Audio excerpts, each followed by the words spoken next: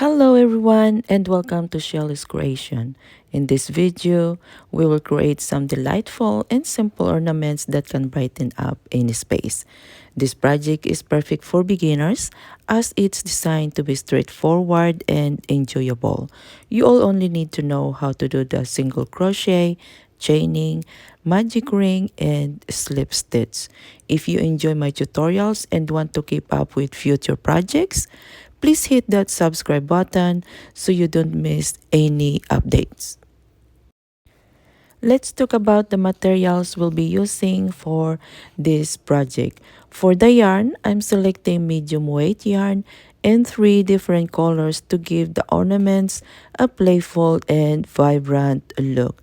The unique twist for this project is that I'm using a slinky as our base, which has a diameter of 3 inches. I found this slinky that my kids were not using anymore, so I thought it would be a fun and creative way to repurpose it. However, if you don't have a slinky at home, feel free to use any ring or hook you have on hand. This project also leaves room for your creative choices, so feel free to experiment with different colors and simple pattern.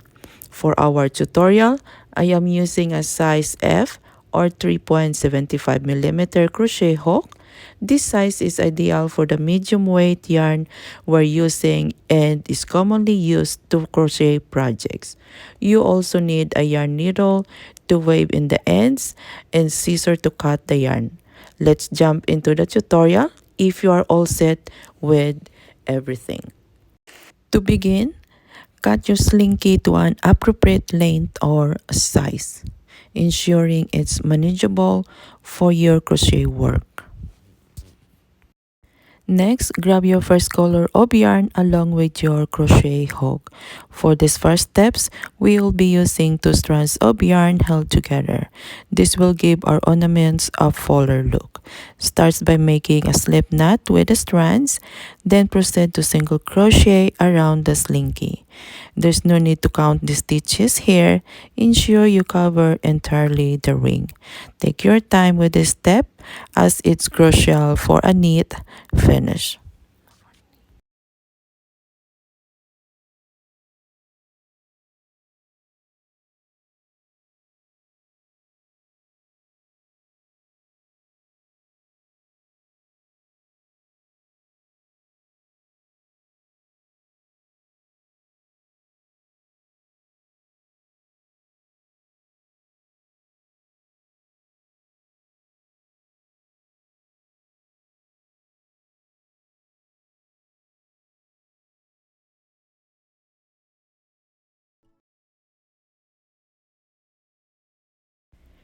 Once you have covered the ring completely, finish this round by making a slip stitch into the first stitch you created. Next, we will create a chain for hanging the ornament. Chain about 25 stitches. You can adjust the length as desired. Then return to the initial chain and make a slip stitch and secure it. After that, cut the yarn, leaving a small tail, and secure it at the back to ensure it does not unravel. Be careful not to pull the yarn too tightly as it can distort the shape of your ornaments.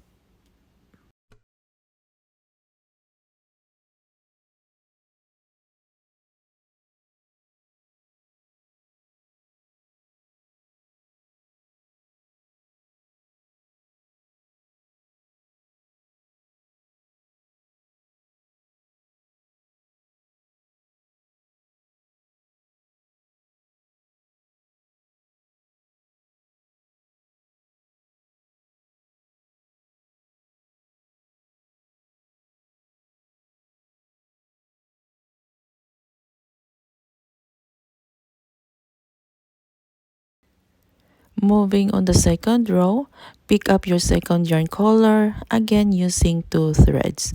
Start with a slip knot, then move to the first chain we created. From here, make a chain of 2 stitches.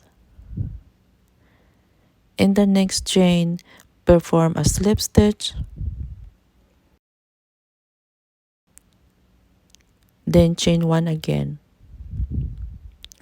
Continue this process alternating slip stitches with chains until you complete the second round.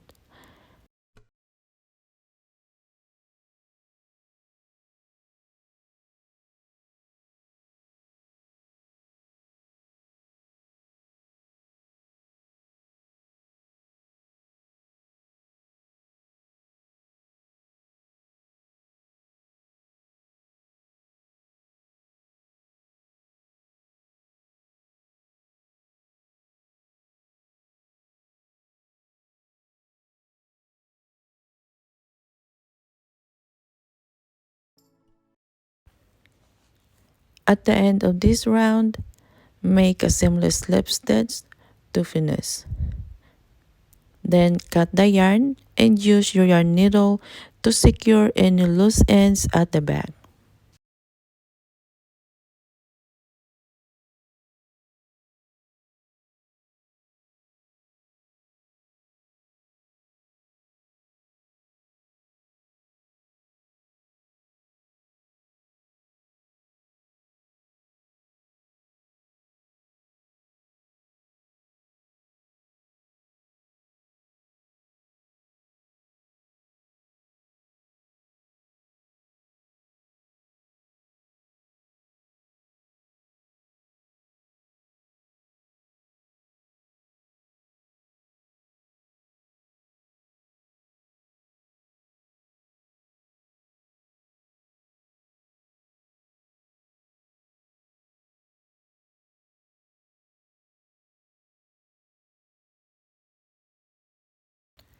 Now we all repeat the sequence from the second row to the third row, but this time we will use a single thread of yarn and work only in the back loop of our previous stitches. Start with a slip knot, chain 2,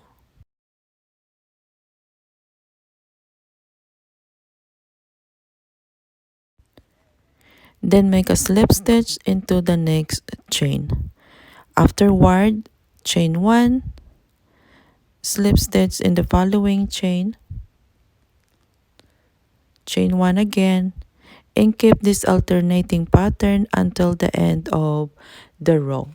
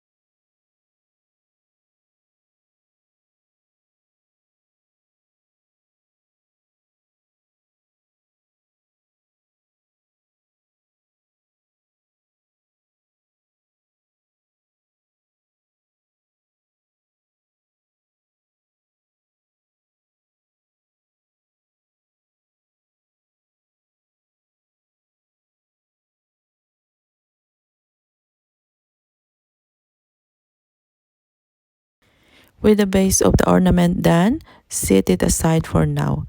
Let's move on to making decorative bells. Choose any color of your yarn you like for this part and create a magic ring.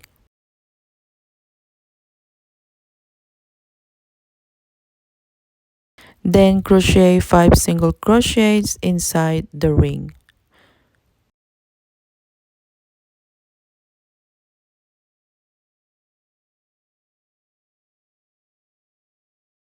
Now we have 1, 2, 3, 4, and 5. Then pull the yarn tightly to close the ring. Next, slip stitch into the first single crochet to close this round. For row 2, we will increase our stitches. To do this, crochet 2 single crochets into each stitch around for a total of 10 stitches.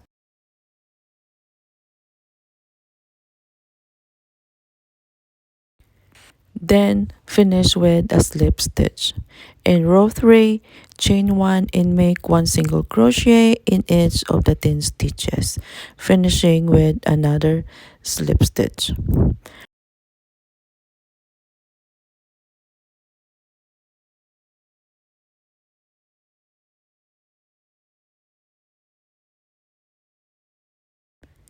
You'll want to repeat this process for rows 4 and 5 to give it an excellent rounded shape. After completing row 5, by row 6, you'll again increase by placing 2 single crochets in each stitch, totaling 20 stitches for this round.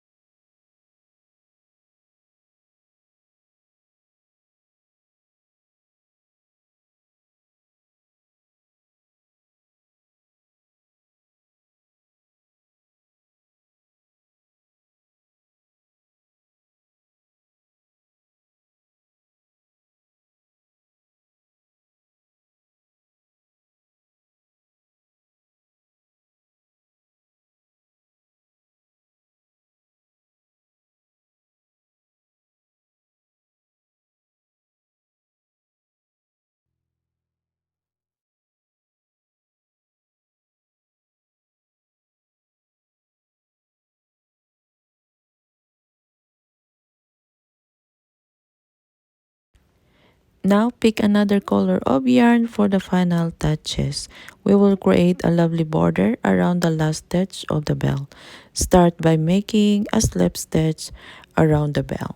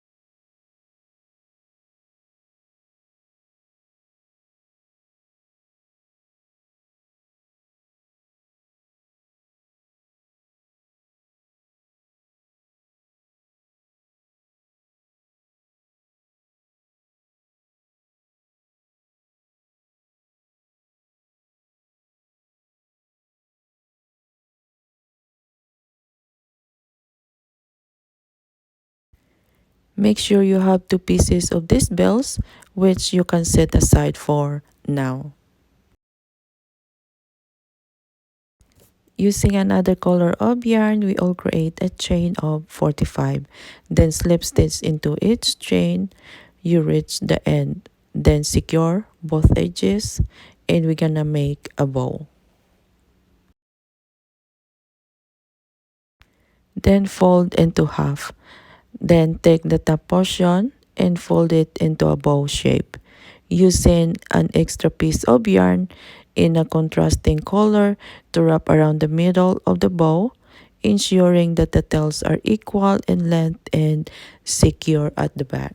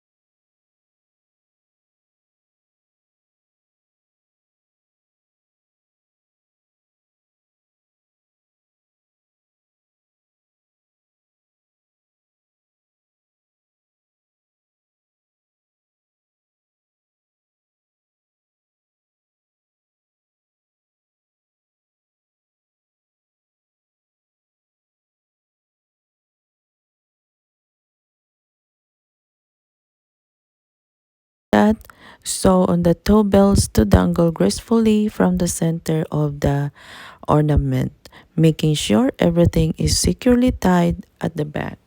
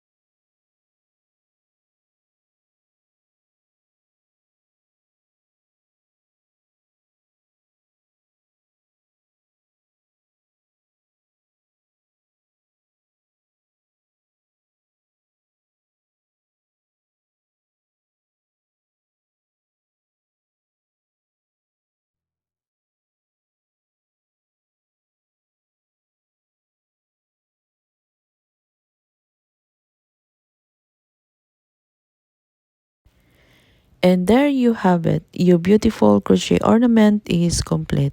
I hope you enjoyed this tutorial. Remember to leave your comments and share your experiences. Your unique creation are what make this community so special. If you haven't subscribed yet, now is the perfect time. I can't wait to see you all of your unique creations. Happy crocheting, everyone!